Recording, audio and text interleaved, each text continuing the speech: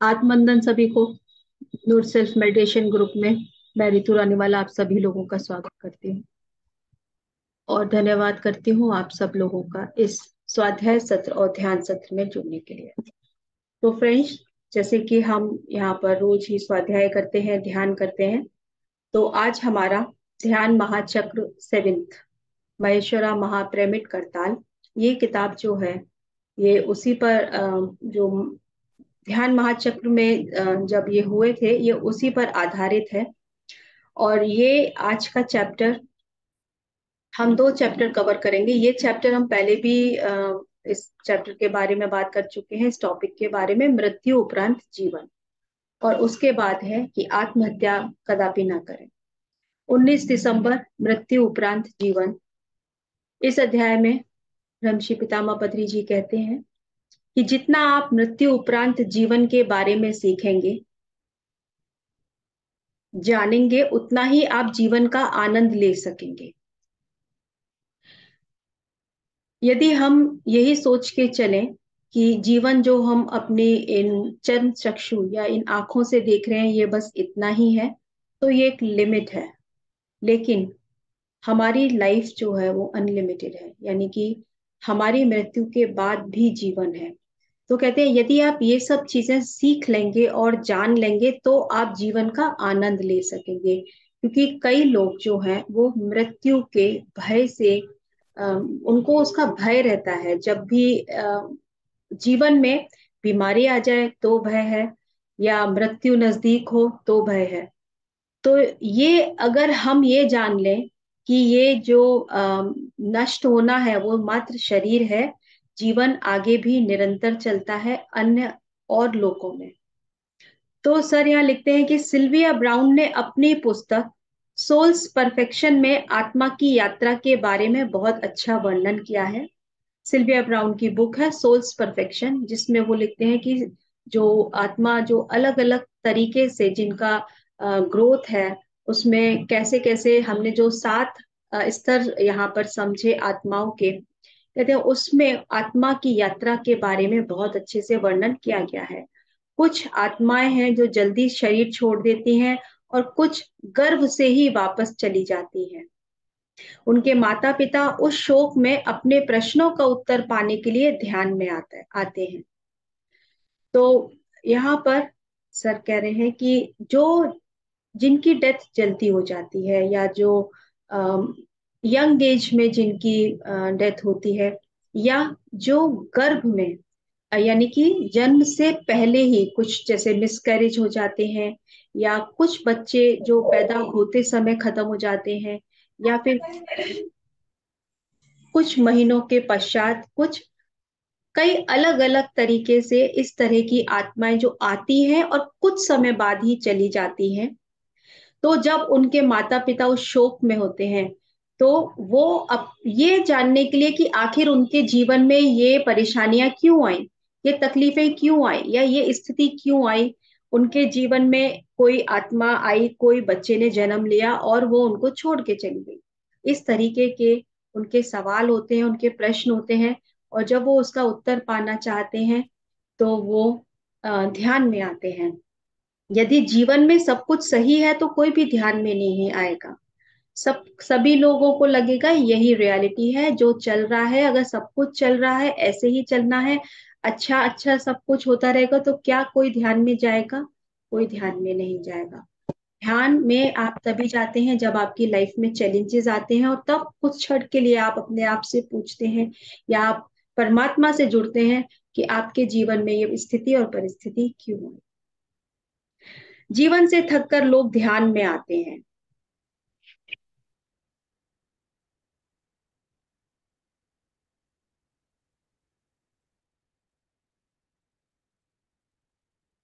मैं सबको म्यूट कर देती हूँ जिससे कि अनम्यूट का ऑप्शन ना रहे। जीवन से थककर लोग ध्यान में आते हैं। सिल्विया ब्राउन और डॉलरेंस कैनन की पुस्तकें हर एक को पढ़नी चाहिए। जैसे एक बच्चा स्कूल जाते समय रोता है, ऐसे ही हम धरती पर आने के समय रोते हैं। जिस तरह से जब हम बच्चे का एडमिशन कराते हैं, जब इनिशियली जब बच्चे को हम स्कूल लेकर जाते हैं तो बच्चे रोते हैं, वो खुशी खुशी नहीं जाते। बहुत रेयर ही बच्चे होते हैं जो वहां खुशी खुशी जाते हैं, अदरवाइज वो अपने पेरेंट्स से बिछड़ने अ, उनको इसलिए कि, और वो रोते हैं, घर से दूर नहीं जाना चाहते।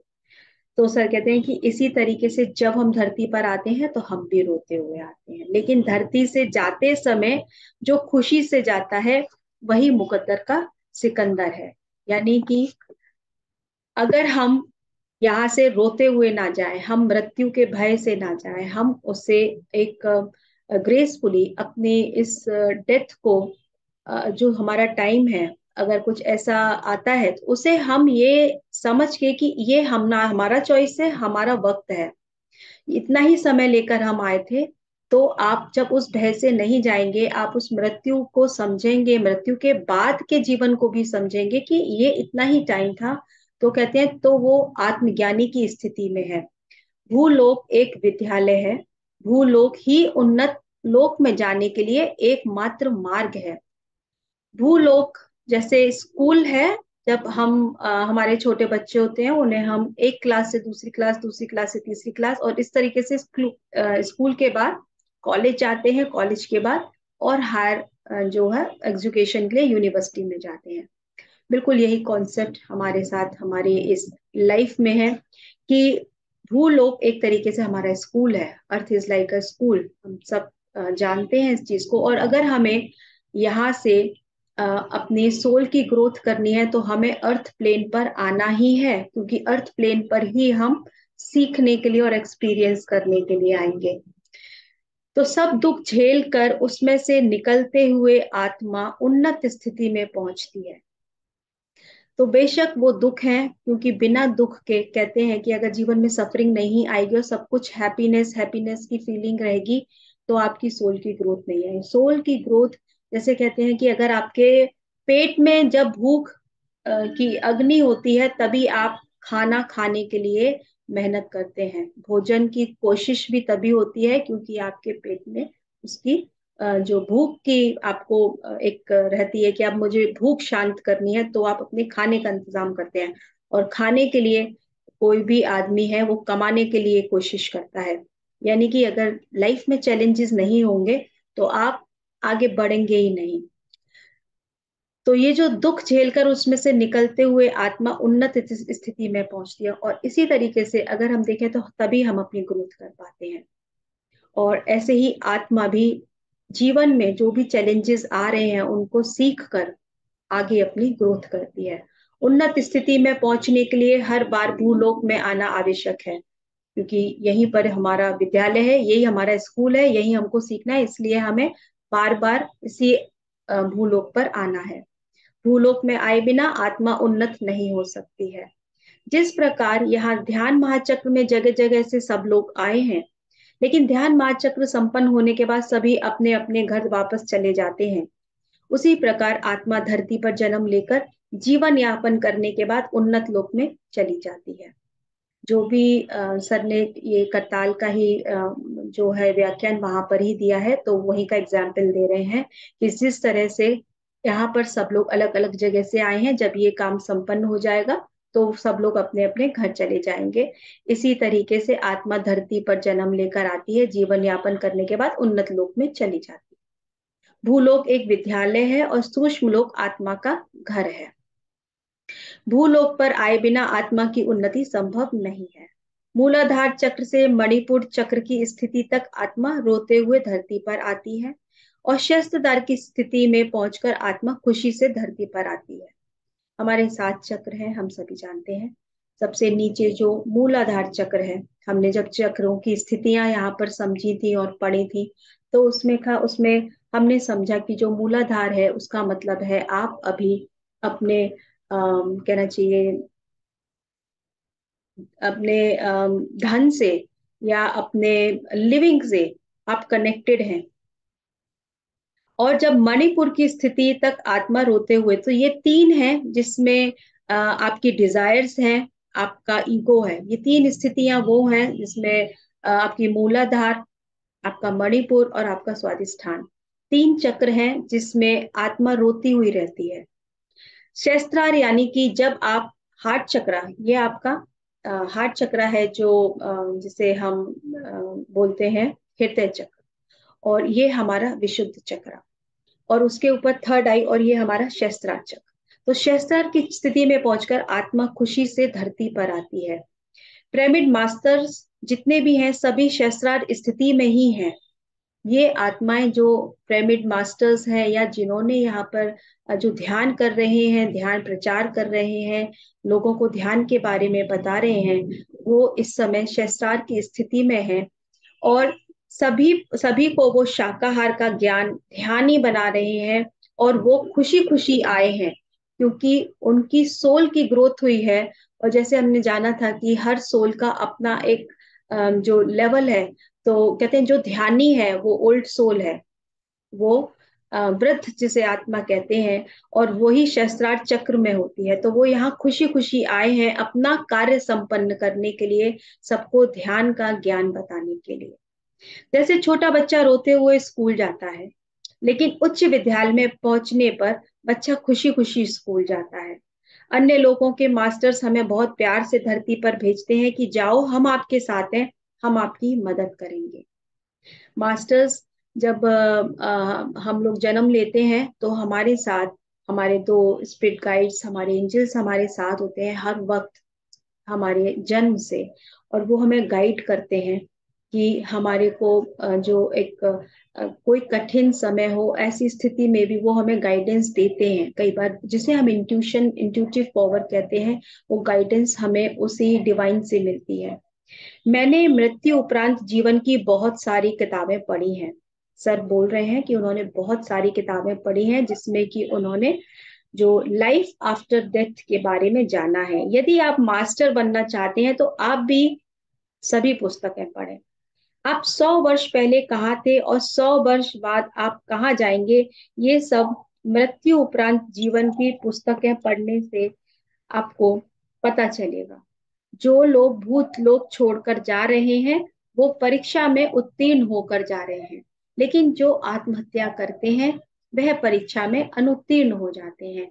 क्योंकि हम यहाँ पर एक्सपीरियंस करने के लिए आए हैं, तो जो लोग अपने समय से इस धरती को छोड़ देते हैं, इसका मतलब वो जितना यहाँ पे एक्सपीरियंस करने के लिए आए थे अपने कर्मा को, यहाँ जो जिस तरीके से हम कहते हैं हमारे कर्मा रिजर्वर से, हम एक तरीके से बैंक का अकाउंट है कि हमने वहां से लिया कि हम इतना यहाँ सीखेंगे और उसके बाद अपने टाइम को हम कंप्लीट करेंगे और हम चले जाएंगे। तो ये आपने एक अपना क्लास कंप्लीट कर लिया।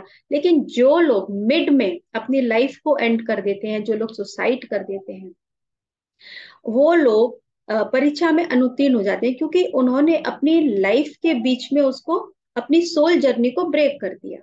यदि आप सहज मृत्यु से जाते हैं तो आप 100% सफल हुए हैं। तो इसीलिए जो हमारी नॉर्मल डेथ है, जिसमें कि हम हमारा सुसाइडल ना हो या एक्सीडेंटल ना हो, तो ये हमारा जो है वो हम कंप्लीट कर लिया हमने। तो ये चैप्टर आज का मृत्यु उपरांत जीवन था 19 दिसंबर। इसके बाद हमारा अगला चैप्टर है 20 दिसंबर, आत्महत्या कदापि ना करें। जैसे 5वीं कक्षा में अनुत्तीर्ण होने पर फिर 5वीं कक्षा की परीक्षा देनी होती है, जिस तरीके से हम किसी क्लास में फेल हो जाते हैं तो हमें फिर से क्लास वापस पढ़नी पड़ती है। उत्तीर्ण होने पर ही आप 6ठी कक्षा में प्रवेश कर सकते हैं, और जब आप उसे पास करेंगे तभी आप आगे अपने दूसरी क्लास में आप जाएंगे। तो जो लोग परिस्थितियों से घबराकर आत्महत्या करते हैं, उन्हें वापस उन्हीं समस्या के साथ और वैसी ही परिस्थितियों में जन्म लेना पड़ता है। तो जो लोग कई बार सिचुएशन को हैंडल नहीं कर पाते हैं, तो वो ये अटेम्प्ट करते हैं। इसका मतलब यही हुआ कि वो घबरा गए उनकी परिस्थितियों से, जो उनकी लाइफ में जो सिचुएशन आ रही थी उनसे वो घबरा गए। और क्योंकि वही उसे ही कहेंगे कि अभी उनको वो ज्ञान नहीं है। इसीलिए सर कहते हैं ये ज्ञान सबको पता होना चाहिए कि मृत्यु के उपरांत जीवन है, और ये जो हमारे लाइफ में जो चैलेंजेस आ रहे हैं ये हमारी ग्रोथ के लिए आ रहे हैं। इनसे हमें घबराना नहीं है, इनको हमें फेस करना है, इनको डील करके हम उसको हम कंप्लीट कर लेंगे और हम आगे बढ़ जाएंगे। तो कहते हैं जो लोग परिस्थितियों से घबराकर आत्महत्या करते हैं उन्हें वापस उन्हीं समस्याओं के साथ और वैसी ही परिस्थितियों में वापस जन्म लेना पड़ता है। इसलिए आत्महत्या कभी ना करें। जीवन में कितना भी कष्ट क्यों ना हो उसको सहन करें आप। आज धरती पर 11,000 लोग ऐसे हैं जो बिना भोजन और पानी के प्राण ऊर्जा पर जीवित हैं। तो हम सभी जानते हैं कि अब जो ध्यान में हम जो ऊर्जा ले रहे हैं, पहले हमें लगता था कि फूड ही है या उसके बिना जीवन नहीं है, लेकिन अगर आपने योगी कथामृत पढ़ी हो या आपने जो एक योगिनी है, ब्रेथेरियन है, जो कि जिनका नाम है जश मुहिन, ऑस्ट्रेलिया की है वो, और वो जो है सिर्फ अपनी ब्रेथ से अपनी लाइफ को इतने सालों से कंटिन्यू कर रही हैं विदाउट हैविंग एनी फूड। सो ऐसा नहीं है कि भोजन और पानी से ही हमें जीवन है। अगर भोजन और पानी नहीं भी है तो भी आप उस कॉस्मिक एनर्जी से अपना जीवन चला सकते हैं। तो इसका जो एक योगी कथामृत में बहुत अच्छी एक एग्जाम्पल है उनका, मुझे नाम याद नहीं है, लेकिन अगर किसी ने पढ़ा हुआ हो तो बाद में जरूर शेयर करें आप। तो वो कहते हैं जो बिना भोजन और पानी के प्राण ऊर्जा पर जीवित है, भूख की वजह से आत्महत्या करना अज्ञान है। जैसे कि हमारे देश में गरीबी और जो उसकी वजह से लोग आत्महत्या कर लेते हैं, अपना जीवन नष्ट कर लेते हैं। जबकि लाइफ इज वेरी इंपॉर्टेंट। कोई भी सिचुएशन हो वो हमारे कर्मा की वजह से हमारी लाइफ में आते हैं, और यही हमें जानकारी नहीं है, इसलिए हम उसे बहुत तकलीफों को झेल नहीं पाते हैं। उसको हम डील करने के बजाय हम उसे एंड करना इजी रास्ता समझते हैं, जो पूरी तरह से गलत है, क्योंकि हम वापस फिर जब जन्म लेंगे तो उन्हीं सफरिंग्स के साथ फिर हम उसी पैटर्न के साथ आएंगे, उसको फिर से अपने कर्मा को बैलेंस करने के लिए। तो यहाँ सर लिखते हैं खाना कम करो और ध्यान ज्यादा करो। आपके पास खाने की प्रॉब्लम है तो कोई बात नहीं, खाना कम खा लीजिए, आप ध्यान ज्यादा कीजिए, तो ध्यान से भी आपको ऊर्जा मिलती है। सोना कम करो, ध्यान ज्यादा करो। ज्यादा सोने की जरूरत नहीं है, क्योंकि हमारी जो नींद है 1 घंटे का ध्यान यानी 6 घंटे की नींद। तो आप ध्यान से भी वो नींद ले सकते हैं। धन कम इकट्ठा करो और ध्यान ज्यादा करो। धन की जितनी जरूरत है, हमारे सभी धर्म ग्रंथ हमें यही सिखाते हैं, उतना ही धन अपने पास रखिए जितनी आपको जरूरत है। और उसका जैसे हर उसमें कहा गया है कि अपने जो भी हम अर्न करते हैं उसका हमें दशांश को सेवा में देना चाहिए। तो सेवा या दान में हमें जरूर अपने धन को लगाना चाहिए। तो कहते हैं धन कम इकट्ठा करो, ध्यान ज्यादा करो। अगर हमारा पूरा फोकस सिर्फ धन पर होगा तो हम डेफिनेटली अपने जो हमारी सोल ग्रोथ है वहां से हम कहना चाहिए हम डिस्ट्रैक्ट हो जाएंगे। तो आत्मज्ञान पाने के लिए हिमालय जाने की जरूरत नहीं है। हिमालय के ऊपर चढ़ना असली साहस नहीं है, ध्यान करके स्वयं के भीतर जाना सबसे बड़ा साहस कार्य है। तो जैसे कि पीएसएसएम से ही हमें पता चला कि कहीं भी हिमालय, अगर आप हिमालय में नहीं भी जाते हैं तो भी आप अपने घर में कहीं भी बैठ के ध्यान कर सकते हैं, किसी इवन वेटिंग एरिया में बैठ के आप ध्यान कर सकते हैं, जो हमें इतना इजी कॉन्सेप्ट यहाँ बताया गया। हिमालय के ऊपर चढ़ के आप कोई साहसी काम नहीं कर रहे हैं। साहस तभी है जब आप थोड़ी देर के लिए आंख बंद करके अपने भीतर अपने आप से जुट जाते हैं, वो सबसे बड़ा साहस है। सुखासन में बैठ के आंखें बंद कर लें और अपनी सांसों के साथ एक हो जाएं। अपनी सांसों के आधार से स्वयं के भीतर जाएं। ध्यान विज्ञान में कोई भी मंत्र जाप नहीं है। ये मैंने कहीं पढ़ा था कि हमारे जो चक्र हैं, हमारे 7 चक्र हैं जो हमारी एनर्जी बॉडी में, तो जब तक हम मंत्र जाप तक रहते हैं तब तक हमारा जो इस चक्र की स्थितियां हैं, क्योंकि चक्र की स्थितियां नीचे से ऊपर फ्लो करती हैं, तो हमारी जो मंत्र जाप करते हैं तो हम हमारी जो चक्र की स्थिति है वो विशुद्ध चक्र तक रहती है।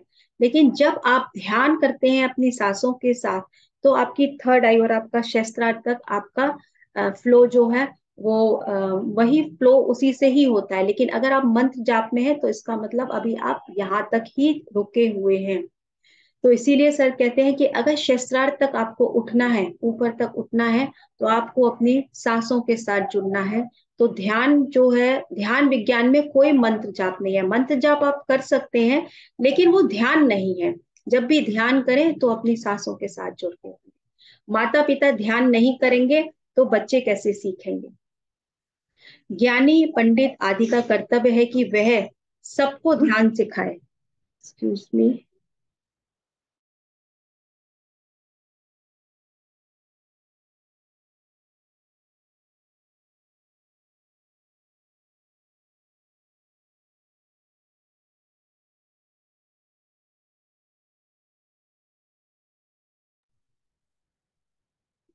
तो सर कह रहे हैं माता पिता अगर ध्यान नहीं करेंगे तो बच्चे कैसे सीखेंगे?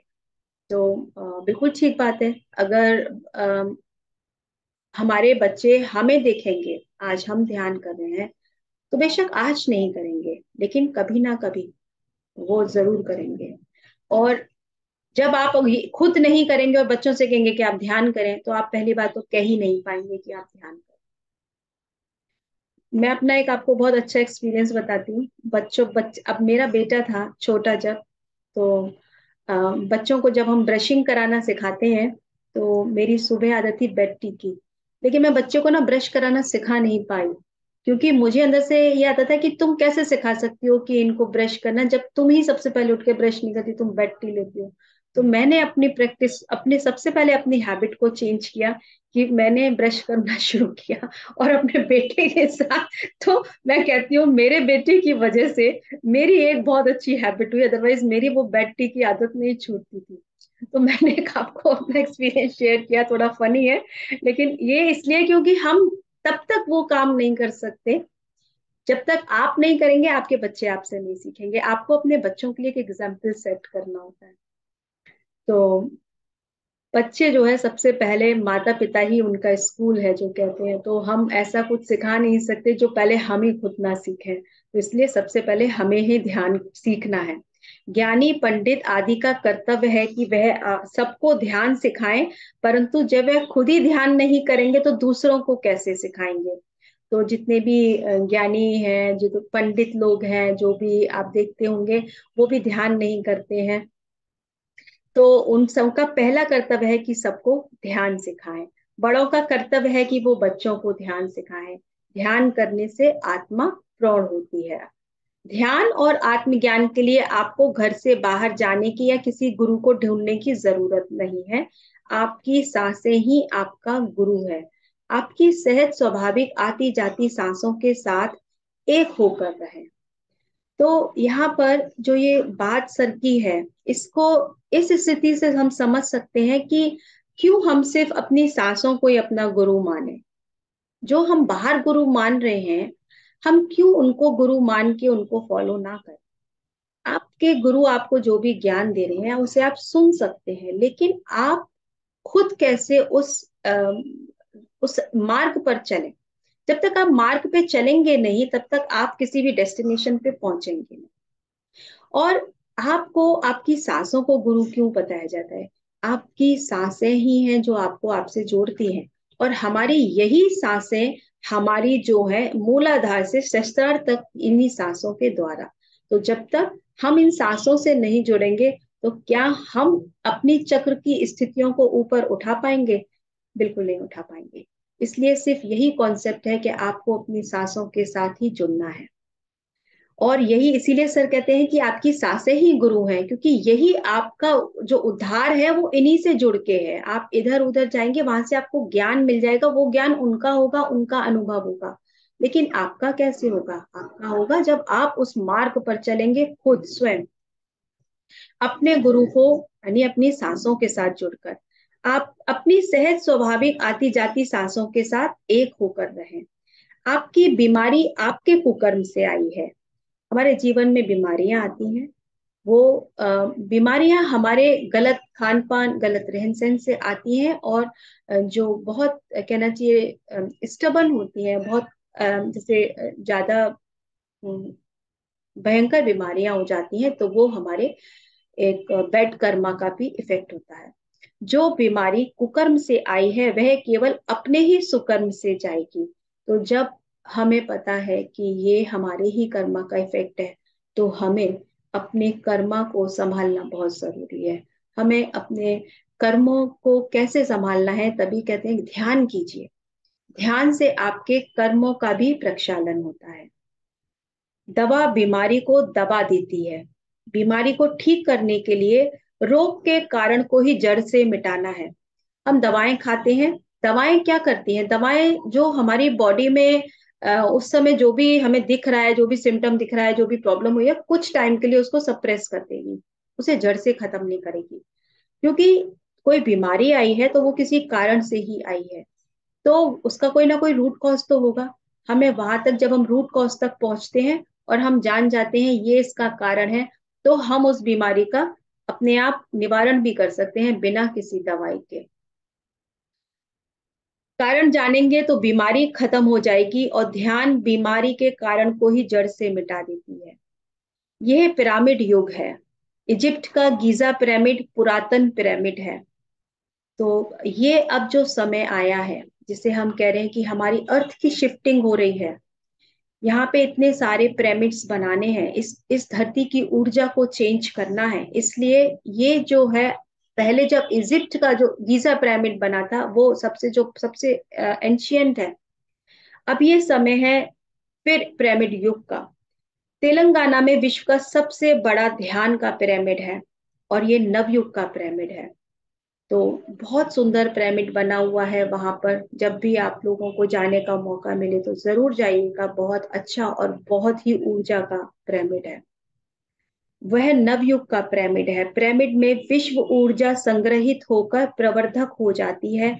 जिस प्रकार सूर्य की किरणें मैग्नीफाइंग लेंस से केंद्रित होकर कागज को जला देती है। हम सबने जब पिरामिड वाला चैप्टर किया था तो जाना था कि जिस तरीके से एक मैग्नीफाइंग ग्लास में अगर हम सूर्य की किरणों के सामने लगाते हैं तो वो पेपर को भी बर्न कर देती है। इसी तरीके से जब जो एंगल है पिरामिड का, उस एंगल से, राइट एंगल से, जिसे हम गोल्डन एंगल कहते हैं, 51 डिग्री 52 सेकेंड, कुछ यही है, if I am not confused. तो अगर उस गोल्डन एंगल से हमारा पिरामिड बनता है, तो उसकी जो कॉस्मिक ऊर्जा है वो उसके टॉप से उसमें जो पिरामिड के अंदर वो ऊर्जा जो है, और कहना चाहिए 3 टाइम्स मल्टीप्लाई होके और एनहेंस होती है। ठीक उसी प्रकार पिरामिड में विश्व ऊर्जा केंद्रित होकर शक्ति क्षेत्र बन जाता है। वहां पे सबसे ज्यादा एनर्जी होती है पिरामिड में। इस समय भी ऊर्जा है, लेकिन यही अगर हम पिरामिड रख देंगे तो वहां पे वो ऊर्जा जो है वो शक्ति केंद्र वहां पर बन जाएगा। पिरामिड के अंदर या नीचे बैठकर ध्यान करने से ऊर्जा 3 गुना बढ़ जाती है। पुस्तक पढ़ने से वह विषय बहुत अच्छी तरह समझ में आता है। सर कहते हैं अगर आप पिरामिड के नीचे बैठ के किताब पढ़ते हैं तो आपको वो जो बुक का बुक में जो मटेरियल है, जो भी चीजें हैं, जो भी है, कई बार कुछ समझ में नहीं आता। वो कहते हैं अगर आप पिरामिड में बैठकर ध्यान करते हैं तो वो आपको समझ में आएगा, अच्छे से समझ में आएगा। आप बुक के साथ कनेक्ट होंगे। कई बार बहुत हैवी उसमें ऑथर की कुछ चीजें समझ में नहीं आती, वो कहते हैं आप पिरामिड पहन के या पिरामिड के नीचे बैठ के ध्यान वो उस किताब को पढ़िए, आपको समझ में आएगा। पिरामिड के नीचे नींद अच्छी आती है। अतः अच्छे स्वास्थ्य के लिए पिरामिड का इस्तेमाल जरूर करें। तो पिरामिड के नीचे बैठ के ध्यान करें, पिरामिड के नीचे बैठ के आप बुक्स पढ़ें, पिरामिड के नीचे आप जो है सो सकते हैं। तो आजकल आपने देखे होंगे बेड के ऊपर पिरामिड्स, चेयर के पिरामिड चेयर्स आने लगी हैं। पिरामिड कैप्स तो कहीं भी आप कैरी कर सकते हैं। आप हैंगिंग पिरामिड्स, यानी कि वो कहते हैं आप अपने ओवरऑल अपनी ऊर्जा को बढ़ाने के लिए पिरामिड का उपयोग जरूर करें। तो फ्रेंड्स, आज का ये चैप्टर फिनिश हो गया। अगर आज के चैप्टर से रिलेटेड कोई शेयर करना चाहता है या किसी का कोई क्वेश्चन हो तो आप पूछ सकते हैं या आप शेयरिंग कर सकते हो, और इसके बाद हम अपना ध्यान करेंगे।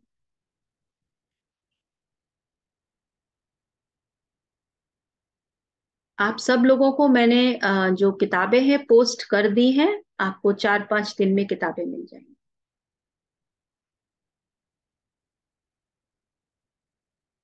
तो अगर किसी की कोई शेयरिंग नहीं है तो हम ध्यान के लिए आगे बढ़ेंगे। चलिए। तो हाँ जी मीनू जी।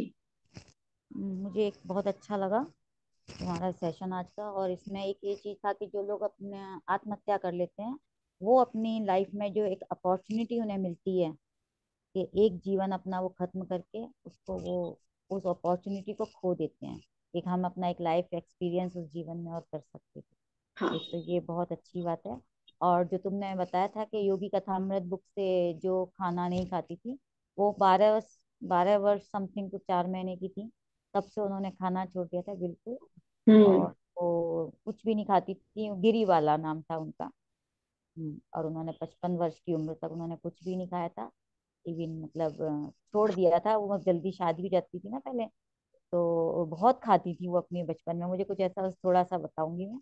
वो बहुत खाती थी, तो उनको कमेंट्स मिलते थे, तुम सारा दिन इतना खाती हो, तुम शादी के बाद कैसे, परेशानी होगी तुम्हें। और एक्चुअल में शादी के बाद जब उनको इतने ताने मिलने लगे, तो फिर उन्होंने एक संकल्प ले लिया कि मैं कुछ भी नहीं खाऊंगी। बोले कैसे रह सकती हो, उनकी सास बोली तुम बिना खाए कैसे रह सकती हो, तुम इतना तो खाती रहती हो सारा दिन। और उन्होंने सही में संकल्प लिया और उन्होंने खाना छोड़ दिया। और फिर उन्होंने सिर्फ अपना जो कॉस्मिक एनर्जी से ही उन्होंने अपना पूरा जीवन निकाला। तो ये बहुत अच्छा, मेरे को तुमने बोला तो मैंने शेयर किया। Thank hmm. You. Thank you so much. बिल्कुल। अब बिल्कुल ठीक है, ये बुक मैंने पढ़ी थी, मैं नाम भूल गई थी, लेकिन मुझे ये इतना अच्छा लगा था कि अ, मैं सोचती थी ऐसा भी हो सकता है।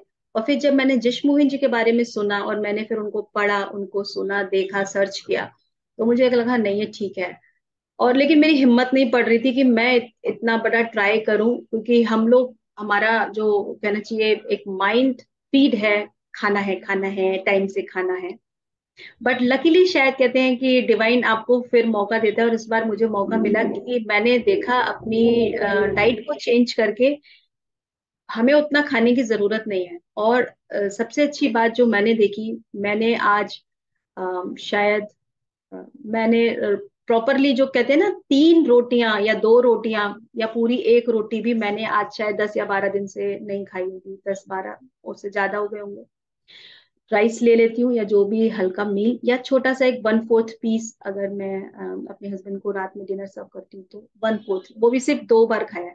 लेकिन एनर्जी लेवल जो मैंने अपना अपना चेक जो महसूस किया कि वो पहले से ज्यादा डबल है, क्योंकि मैं प्रॉपरली फ्रूट्स वेजिटेबल सारे खा रही हूँ। बस एक मैंने वीट को कम किया, और मेरा पूरा लिक्विड सब कुछ है, तो इसका मतलब एनर्जी में कोई कमी नहीं है। तो ऐसा नहीं है कि अगर हम खाएंगे नहीं तो हम चले जाएंगे, नहीं, और तो अब तो ध्यान चले कितने जाने का घंटे चक्कर करती नहीं हो? है। ध्यान कितने घंटे करती हो? मेरा जो है मुश्किल से ध्यान 1 घंटा बढ़ाया होगा ना, बढ़ाया होगा ना? सिर्फ बिल्कुल। इसी मीटिंग में ध्यान होता है, लेकिन एनर्जी लेवल बड़ा है। हाँ, मैंने जब अर्थिंग का सेशन लिया था, मैं आज आप लोगों को अपनी टिप्स देती हूँ जो मैं आजकल कर रही हूँ ओवरऑल।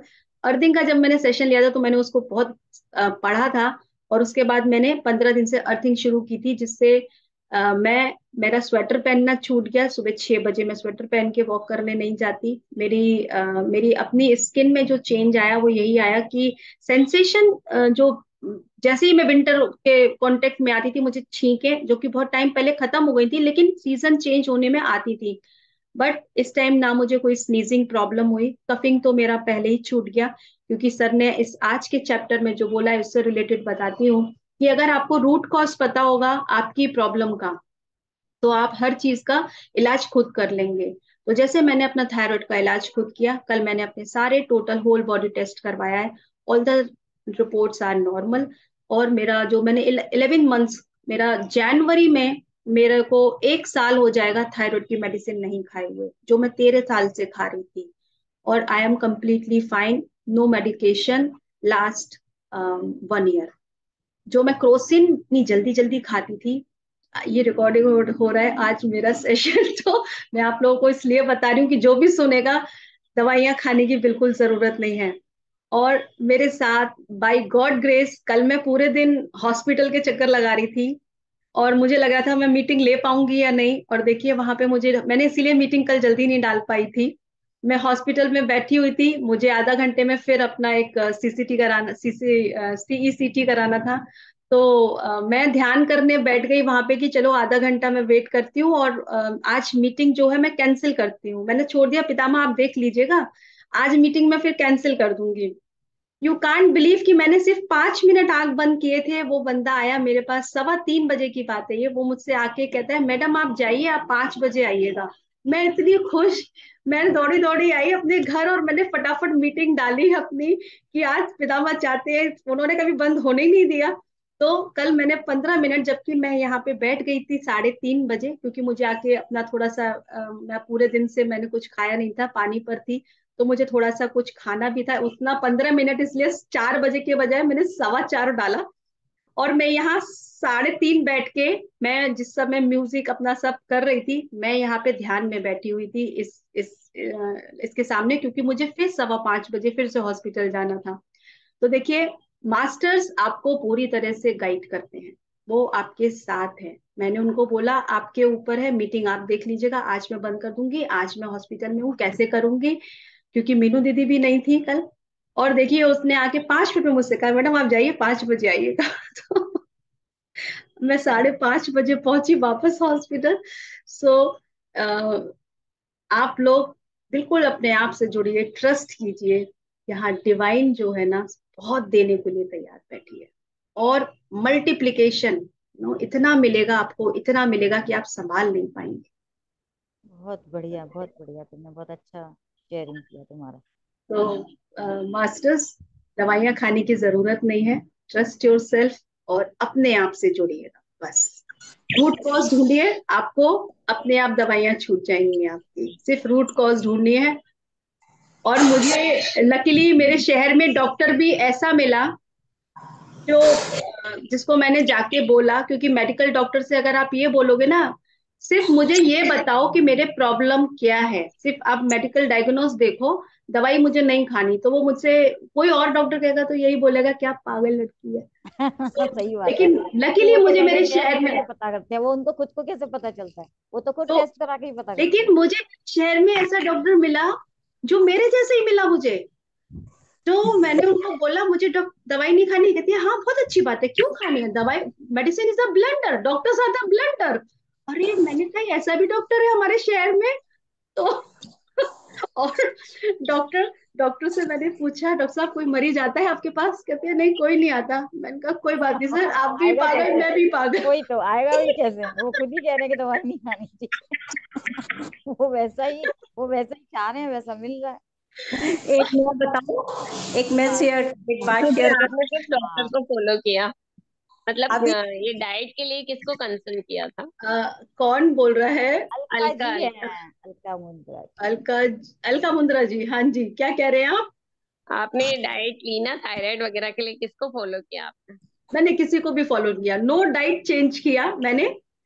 मैंने मैंने अपने आप, जब मैंने ये जाना कि जो मेन रीजन है वो मैं एक्सप्रेसिव नहीं थी, लाइक अगर एक्सप्रेसिव थी तो इन a wrong way, may be आप थोड़ा एंगर इशू के साथ, या आप थोड़ा अपना थोड़ा डिफरेंट तरीके से। लेकिन मैंने जब ये जाना कि जो बात, जब मैंने लुई एल हे को पढ़ा, you can heal your life, और मैंने चक्राल्स को समझा, तो मुझे समझ में आया कि ये जो है ना, ये अनएक्सप्रेशन का वजह से होता है आपका थायराइड का आप प्रॉब्लम। जब भी क्लियर नहीं कह सकते हो। Yes yes. तो मैं जब मेडिटेशन में आई थी तो मैं बहुत ध्यान करती थी, 3-3 घंटे ध्यान करती थी, ब्रेक में करती थी, बहुत मेडिटेशन करती थी। तो जब मुझे अंदर से इंट्यूशन आने लगा कि मुझे अब अपना सेशन लेना है, अब मुझे बोलना है, मैं बोल नहीं पा रही थी एक्चुअली कि कैसे बोलूंगी। लेकिन जब मैंने ठान लिया, क्योंकि शायद कहते हैं ना, आप अपने कंफर्ट जोन से नहीं निकल रहे थे। चार हाँ, बजे हाँ, जो भी मॉर्निंग का सेशन हो चाहे इवनिंग का, एक कंफर्ट जोन को छोड़ना भी हमारे लिए बड़ा मुश्किल होता है, बहुत मुश्किल बहुत मुश्किल है। तो है। बट मेरे लिए भी सेम ऐसा ही है, नहीं नहीं, कंफर्ट मैं जोन आपको से बाहर बताती हूँ, जाना। मेरे मेरे गाइड्स ने मुझे, स्पिरिट गाइड्स ने, या यूं कह दीजिए कि मैंने उनको, शायद हमारा कनेक्शन ऐसा हुआ कि वो मुझे कोई साइन देते थे और मैं उसको सुनती थी, मेरा ट्रस्ट बढ़ गया था। क्योंकि मेरे और भी मेडिकल इशू थे जहां पे मैं अपने स्पिरिट गाइड से पूछती थी मैं डॉक्टर के यहाँ जाऊं या नहीं जाऊं, तो वो बोलते थे जाने की जरूरत नहीं है, और मैं नहीं जाती थी, और सब कुछ ऐसे ही निकल जाता था, मैं बिल्कुल ठीक रहती थी। तो ये सब ऐसे हुआ कि मैं अपने स्पिरिट गाइड से कॉइन को फ्लिप करके पूछती थी मैं डॉक्टर के यहाँ जाऊं या ना जाऊं, तो वो नो, तो नो मतलब नो। मैं नहीं चाहती थी कहीं मैं गेम खेल, मेरा बड़ा मजेदार वो टाइम निकला हमारा, मेरे स्पिरिट गाइड्स के साथ जो कम्युनिकेशन होता था। तो ऐसे ही जब मैं ऋषिकेश गई थी ना, तो मुझे एक कोई संत टाइप के कोई व्यक्ति जा रहे थे, तो वो एक स्लिप लेकर घूम रहे थे। तो मैंने भी कहा मुझे एक स्लिप दे दीजिए आप। उन्होंने मुझे एक स्लिप दिया। तो उस स्लिप पर जब मैंने पढ़ा ना, तो उसमें जो मैसेज लिखा था वो भी मेरे लिए मैसेज था, उसी की वजह से मैं अपना जूम सेशन स्टार्ट कर पाई। उसमें लिखा था कि आलसी व्यक्ति काम नहीं करता, लेकिन जो व्यक्ति मतलब आलसी अपने आलस की वजह से काम नहीं करता, वो तो समझ में आता है, लेकिन जो व्यक्ति कर सकता है लेकिन वो आलसी है, तो इसका मतलब कि कुछ मिसिंग है, उसको करना चाहिए, क्योंकि उसके अंदर वो कैलिबर है, वो पोटेंशियल है। तो मुझे लगा ये तो मुझे पता है कि मैं कर सकती हूँ, लेकिन मैं अपने कंफर्ट जोन से बाहर नहीं आ रही थी, वही आलस की वजह से। तो मैंने सीधे तमोगुण, सीधे मान तुम्हारा लिया। तमोगुण तुम पे हावी हो गया था। मैं समझ गई थी कि मेरे ना गाइड्स मेरे पीछे लगे हुए हैं, अब तुम बाहर निकलो अपने कंफर्ट जोन से। लेकिन बहुत अच्छी बात ये हुई कि वो 4 बजे मैं सोती ही थी। मॉर्निंग के सेशन को शिफ्ट किया मैंने इवनिंग में, तो वो इवनिंग का सोना बंद हुआ। और सेशन जो सिर्फ 7 डेज के लिए शुरू किया था, और देखिए आज 1 ईयर कंप्लीट होने को आ रहा है। और वेरी उसमें नाइस। सबसे अच्छी बात थी हमारी खुद की सेल्फ हीलिंग हुई। थायराइड और जो और मेडिसिन थी, सारी मेडिसिन बंद है मेरी ऑलमोस्ट 1 ईयर से। तो very I nice. I I request you everyone कि आप सब अपने आप से जुड़े, ध्यान करें। दवाइयां खाने की जरूरत नहीं है, रूट कॉज को ढूंढने की जरूरत है बस। पता करें कि आपको कहाँ क्या हीलिंग करनी है, अगर कैसे करनी है। हाँ, जैसे मैंने कल सारे टेस्ट इसलिए करवाए क्योंकि डायग्नोस जरूर कराना चाहिए, ताकि आपको पता चले कि उस एरिया पे हमें काम करना है। तो हमारे जो पीएसएसएम में जो आप अगर डॉक्टर से पूछो, कार्यक्रम आपने देखा हो, रंजन सर, उनके एक्यूप्रेशर पॉइंट्स बहुत अच्छे काम करते हैं, बहुत अच्छे काम करते हैं। मैंने 2 बार किया है और इमीडिएट रिलीफ मिलता है, इमीडिएट। तो अगर आप लोग कनेक्टेड हैं या नहीं हैं, आप उनके उस ग्रुप से जुड़े, उनको फॉलो करें, उनके एक्यूप्रेशर पॉइंट्स बहुत अच्छे हैं। जरूर कीजिएगा अगर आपको किसी इशू के लिए आपको करना हो तो। बहुत बहुत धन्यवाद, आपने बहुत हमें बहुत थैंक यू सो बताया। मच, मैंने आज बहुत बहुत शेयरिंग कर दी अपनी। बहुत जरूरी था, ये बताना बहुत जरूरी था ये। थैंक यू, शेयरिंग से ही पता स्वास्थ्य, चलता है ना। एग्जैक्टली। हाँ, सज्जन सांगत्य भी बहुत जरूरी है। तो चलिए अब हम ध्यान करेंगे। जी। आप सब लोग म्यूट हो जाएं और आनापाना सती ध्यान।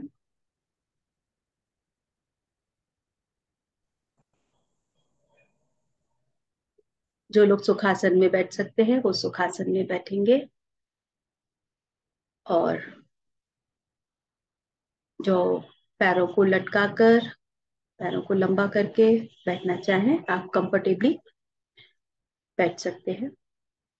यदि आप सब बिना सपोर्ट के बैठ सकते हैं तो वैसे बैठ लीजिए, नहीं तो आप पीछे बैक पोजिशन, कुछ भी आप अपना एक सपोर्ट लेकर बैठ सकते हैं। जो चश्मे लगाए हैं वो चश्मे उतार दें। हाथों की उंगलियों को आपस में फंसाएंगे, पैरों को लॉक करेंगे और कोमलता के साथ अपनी दोनों आंखों को बंद करें। ब्रह्मश्री पितामह पत्री जी की फ्लूट के साथ आज के इस ध्यान को उनकी चेतना के साथ जुड़ के, भावतर बाबा जी की चेतना के साथ, पिरामिड एनर्जी के साथ जुड़ के हम आज का ये ध्यान करेंगे। ध्यान के समय में कोई भी आंखें ना खोलें, पूरा ध्यान सिर्फ और सिर्फ अपनी हर एक आती और जाती सांस के साथ जुड़े। ना ही कोई सोच और ना ही कोई विचार।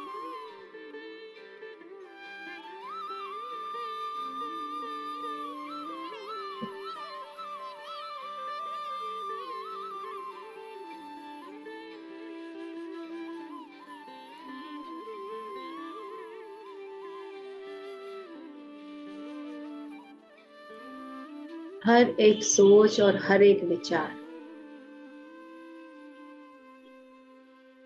ये जो आ रही है आने दीजिए। जिस तरीके से आई हैं वैसे ही चली भी जाएंगी, लेकिन हमें अपना ध्यान,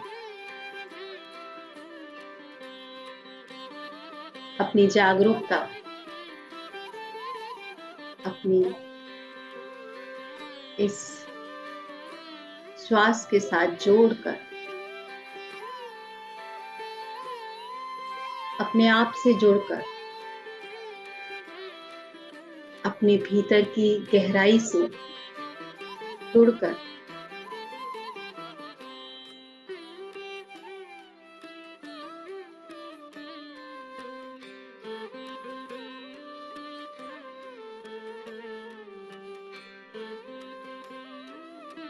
उस शांति का अनुभव करना है, अपने सत्य को जानना है।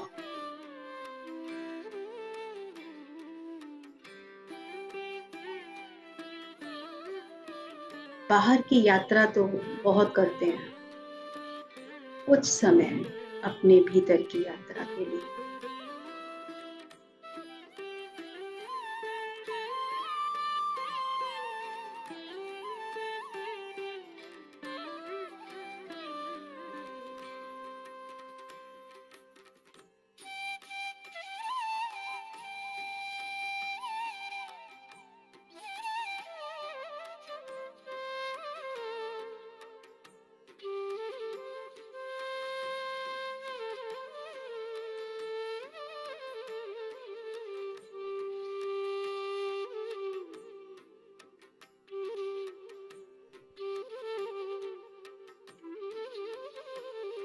ना मैं मन हूं, ना मैं बुद्धि हूं, ना मैं चित्त हूं, ना ही मैं अहंकार हूं, ना ही मैं ये शरीर हूं। मैं वो शाश्वत आत्मा हूं, तो सिर्फ इस भूलोक में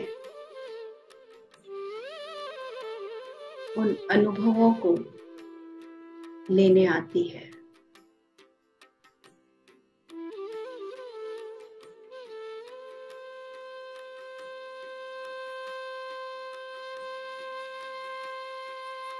मेरी मृत्यु नहीं है, मैं अनंत हूं।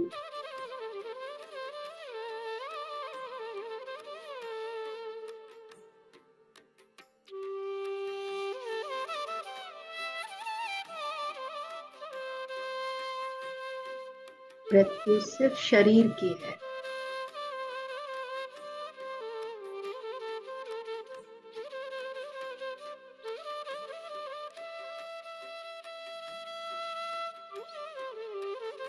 आत्मा तो अनंतानंत जन्मों से विचरण कर रही है।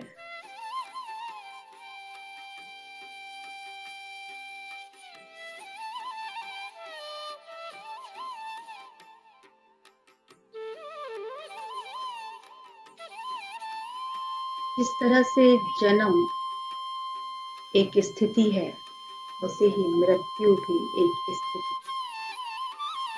मृत्यु अंत नहीं है।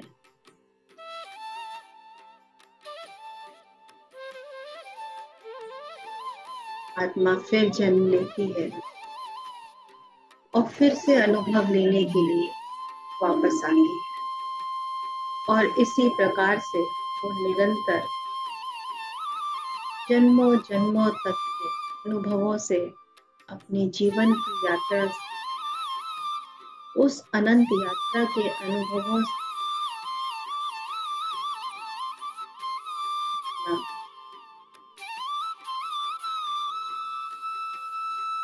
खुद जो ग्रोथ बढ़ना शुरू कर।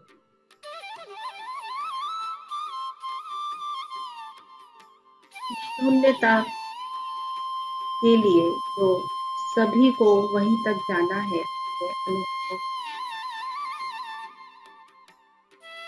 शून्य से आए हैं और शून्य में ही मिल जाए, बस इतने से ही होता है।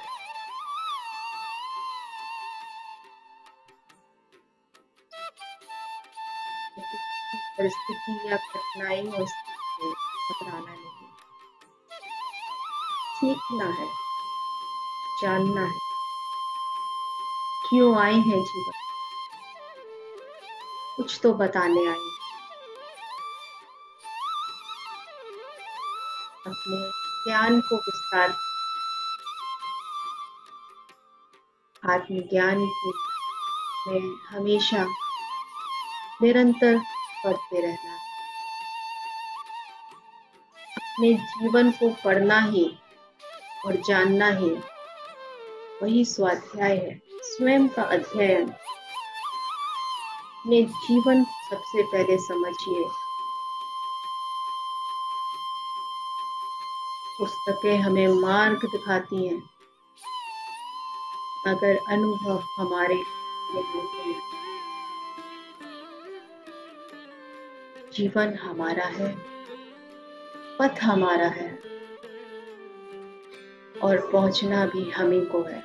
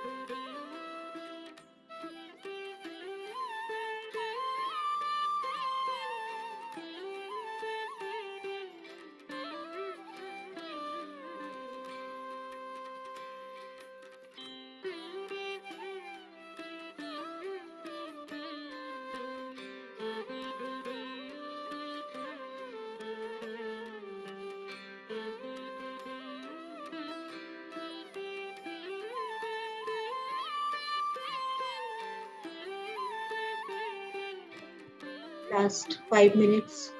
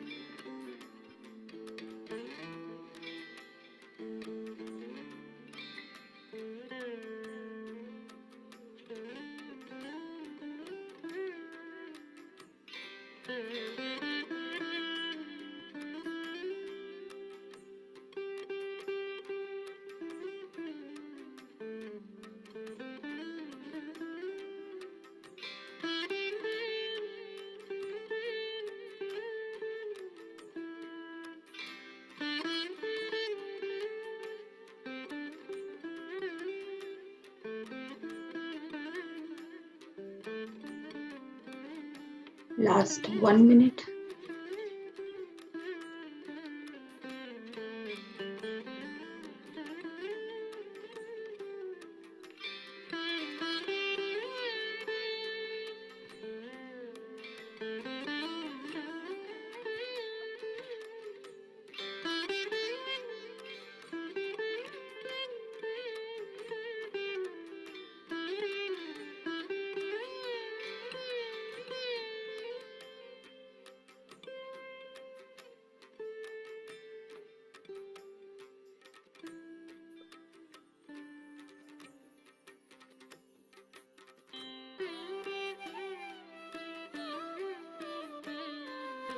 धीरे धीरे ध्यान से बाहर आने की तैयारी करेंगे।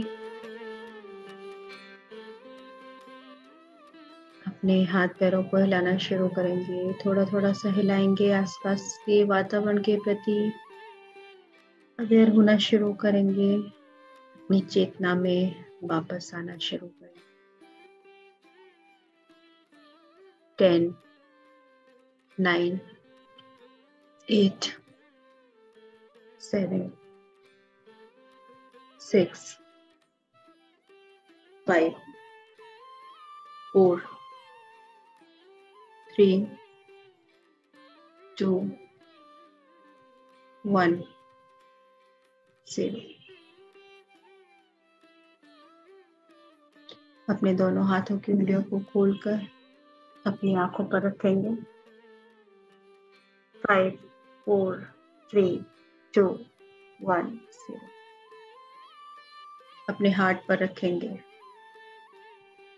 अपने हृदय से अपने परिवारजन, अपने आस पड़ोस, अपने शहर, इस पूरे पृथ्वी पर जो भी जीव जंतु, पेड़ पौधे, पशु पक्षी, जो भी मनुष्य जाति हैं, उन सबके लिए अपने हृदय से प्रेम और सिर्फ प्रेम को प्रवाहित करेंगे। अपने आप को आज के ध्यान के लिए धन्यवाद। ब्रह्मश्री पितामह पत्री जी को धन्यवाद।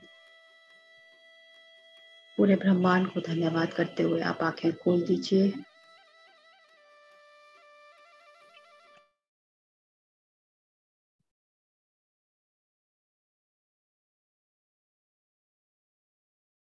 ध्यान से जो वापस आ गए हैं वो पानी जरूर पिएंगे, और जो ध्यान में रहना चाहते हैं वो ध्यान में रह सकते हैं। किसी की कोई शेयरिंग हो तो आप शेयरिंग कर सकते हैं।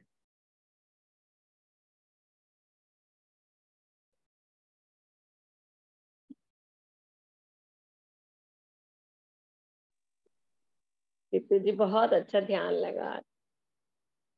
बहुत टाइम बाद मैंने आज दिन का सेशन अटेंड किया है। ओके, बहुत बहुत टाइम अच्छा। क्यों हुआ आपको? हम तो हाँ? रोज लिंक भेजते हैं, हम तो रोज लिंक भेजते नहीं, एक्चुअली मैं बिजी थी ना, वो जैसे हमारे ब्रह्म ऋषि पत्रिजी जी का जन्मदिन था ना, उसी दिन मेरी डॉटर को बेटा आया था। हैं। ओके, बधाइयाँ ओके, बधाइयाँ, वाह वाह। बधाइयाँ अलका जी, बधाइयाँ। आत्मयोगी भव। अब तो हाँ। आपको योग। 11/11 को ही मुझे भी बड़ा आश्चर्य हुआ। वाह, मैंने कहा वेरी नाइस। आप तो बहुत खुश तो हुए होगे, हम तो सुन के ही बहुत खुश हो रहे हैं। हाँ, सही में मैं तो बहुत, मैंने मगर उसको आपने एक्चुअली खबर थोड़ी लेट दी हमको, हम मिठाई खा सकते थे। एक्चुअली मैं आज ही ज्वाइन हुई। हमेशा मैं आपका सेशन अटेंड करती हूँ दिन का, पर अभी 1 महीने से इतना बिजी चल रही थी। कोई बात नहीं, आप जब आपको फ्री हो, जब आपको इस समय सूटेबल हो, आप तब ज्वाइन कीजिएगा। हाँ, वही इसीलिए मैंने आज ज्वाइन किया ना। आज बहुत अच्छा हुआ, ऐसा मतलब छूटे जा रहा था मेडिटेशन ना। सुबह 1 घंटे का इनर जर्नी तो कर ही रही थी, लेकिन बाकी छूटे जा रहा था सब। हम्म। शाम का स्वाध्याय भी नहीं हो रहा है, फिर रात का कभी करती कभी नहीं करती, तो सब कुछ छूट रहा था। तो आज तो ऐसा लगा कि चलो ज्वाइन कर ही हम लोग लेते। यहाँ 40 मिनट्स का ध्यान करते थे, लेकिन सबको लगा 40 मिनट्स भी कम पड़ जाता है, तो हमने 1 घंटा कर दिया। आज मैंने थोड़ा हाँ, मुझे जल्दी। आज हाँ। लगा कि बहुत देर हो गई है। हाँ, कब आज बोलेंगे हमने रितु जी, कब बोलेंगे कि आंखें खोलो। अरे, आप वेट कर रहे थे ध्यान खत्म करवाने के लिए, नहीं, हमने एक्चुअली। मतलब मुझे बहुत टाइम बाद किया ना, तो थोड़ा नी में हल्का सा मेरे हाँ। कभी कभी पेन रहता है, तो इचिंग सी होती है लेग्स में ना कभी कभी। और फिर मैंने आज के प्लाजो पहन के बैठती हूँ हमेशा ध्यान के लिए, तो मैंने वो लेगिंग पहन के बैठी थी ना, तो उससे थोड़ी मुझे इचिंग होने लग जाती है। तो उस ओके। हिसाब से नहीं नहीं, थैंक यू सो हमने मच। एक्चुअली, हम लोग जब 40 मिनट्स का हम रेगुलर कर रहे थे, बट हम सबको ही लगा कि नहीं, हमें एक्सटेंड करना चाहिए, क्योंकि 40 मिनट सफिशिएंट नहीं लग रहा था, तो हमने इसे 1 आवर कर दिया, एंड वी नहीं, अच्छा ऑल है, आर एक ज्वाइनिंग। 1 आवर हो जाता है ना तो बढ़िया रहता है थोड़ा। हाँ, क्योंकि कई बार छोटे चैप्टर्स होते हैं ना, तो 15 मिनट्स में फिनिश हो जाता है, तो हम कर लेते हैं। आज का हमारा थोड़ा शेयरिंग से भी थोड़ा ज्यादा हो गया था, और आज हमने 2 चैप्टर कवर करे हैं, बट दिसंबर में हमें ये पूरा खत्म कर देना है, थोड़े से ही कुछ बचे हुए हैं। कौन सी तो बुक्स का अलका चल जी, रहा है आपके अध्याय? आत्मयोगी भी? आत्मयोगी बाबा, हाँ हाँ। ओके। तो अलका जी, आपको शायद पता नहीं होगा, मुझे नहीं पता आप मेरे ग्रुप में है या नहीं। मैं हूं ना, आपके और मीनू जी दोनों के ग्रुप में हूँ। अच्छा, मेरे ग्रुप में है क्या? तो हाँ। अगर आपको बुक चाहिए तो आप मुझे एड्रेस भेज दीजिएगा। तो मैं वैसे मैंने आत्मयोगी अपने, भाव की? हाँ हाँ, मैंने ग्रुप में शेयर किया था अपने मैसेज, और नहीं, मैंने मैसेज नहीं देखा था एक्चुअली, आज ही बैठी अच्छा, हूँ कोई ध्यान बात के लिए। नहीं। एक्चुअली मैंने उसे रिपीट इसलिए नहीं किया था, क्योंकि कुछ लिमिट थी बुक्स की, तो कुछ और बुक्स बची हैं, तो मैं उसको रिपीट काउंटिंग्स के साथ, मैं कुछ बुक्स को, मेरा 1 ईयर कंप्लीट हो रहा है मेरे ग्रुप का 3 जनवरी को। सो मैंने, ओके। क्योंकि ये स्वाध्याय भी फिनिश हो जाएगा, और पितामह की और रंजन सर की जैसे गाइडेंस होती है, बुक्स को हमें गिफ्ट करनी चाहिए। हाँ। बिल्कुल, तो मैंने यही मन बनाया था कि मेरा सेलिब्रेशन बुक्स को गिफ्ट करके ही होगा। सो जो है, आप अपना एड्रेस मेरे नंबर पे भेज दीजिएगा। श्योर। मैंने कुछ बुक्स तो आज जो कल निकाल दी हैं, और बाकी कुछ और जानी है, तो उसमें आपका चला जाएगा। तो फ्रेंड्स, अगर किसी को भी आत्मयोगी भवा की किताब चाहिए, तो आप मेरे नंबर पे मुझे अपना पर्सनल, मेरे नंबर पे मुझे मैसेज करें, अपना नाम, पता और अपना फोन नंबर। तो मैं आपको जो बुक है आत्मयोगी भवा, पितामह पत्री जी की, जिसका हम स्वाध्याय कर रहे हैं, और इसका स्वाध्याय हमारा खत्म भी होने वाला है, तो जरूर पढ़िएगा। ये बिल्कुल बेसिक है बुक, जैसे कि आज आपने सुना ही होगा, जिन जो ने जोड़े हैं, बिल्कुल बेसिक नॉलेज के साथ है, बहुत इजी लैंग्वेज के साथ है, कि आप खुद भी पढ़ सकते हैं और दूसरों को भी समझा सकते हैं। तो जरूर से ये किताब आप मंगाइएगा, अगर आपको। ध्यान सागर आपका ही है ना? नहीं, मेरा नो योर सेल्फ है। ध्यान अच्छा, हाँ, नो योर सेल्फ में भी मैं हूँ। अच्छा अच्छा, ध्यान से अगर शायद उनका है। ममता जी का, आई थिंक। ओके, ओके, ठीक है, थैंक यू सो मच। आप मुझे भेज दीजिएगा जी। Thank you. Thank you.